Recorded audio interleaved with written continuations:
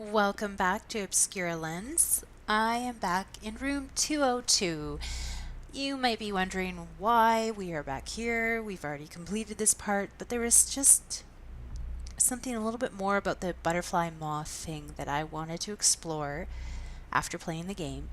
And I came up with some interesting ideas. So I thought I would share them with you. This is kind of a side video from the actual gameplay.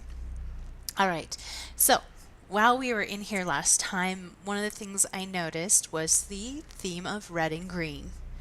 Another thing I noticed was when I turn off my flashlight, you can definitely see the contrast of the butterfly cages being green and the bedroom being red.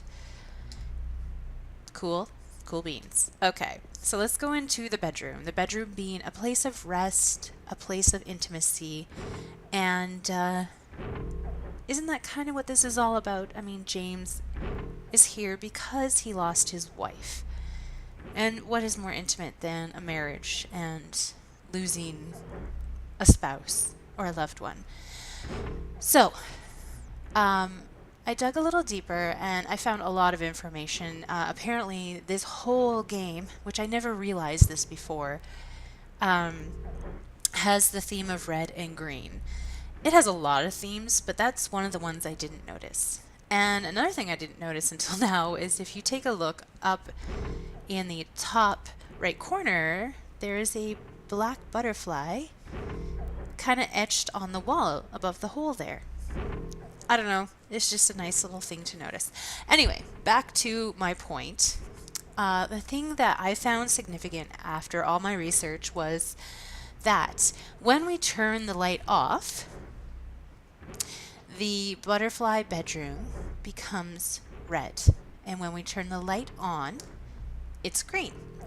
Throughout the game, the colors red and green are consistently used, and they are neither good or bad, but in my gut, they seem to represent more of a yin-yang or balance theme.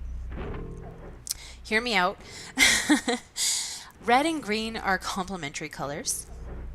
James himself wears green and has green eyes. Pyramid Head is red and is thought to be his punisher, his guide, or his angel. There's even theories that he is, in a way, subconsciously part of James.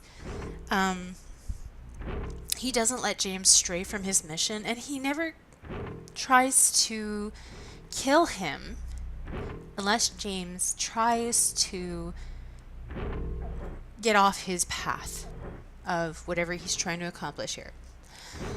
I've already kind of put a spoiler in there, sorry. I could spend an entire video finding all the instances of red and green. However, I feel like it really boils down to this room has a lot of the same themes going on, and it's trying to, in a way, tell us, why we're here. In the light, James sees green, and in the dark, he sees red. Butterflies symbolize femininity, grace, beauty, love, and are also awake during the day. Moths symbolize masculinity, turmoil, repression, weakness, and they're nocturnal. Green and red, butterfly and moth, masculine and feminine, day and night, light and dark, life and death. These are all the same theme that relates to balance. So one cannot exist without the other. Now, with the butterflies also being dead on the bed, which is usually a place of rest or intimacy, this could also represent Mary's death.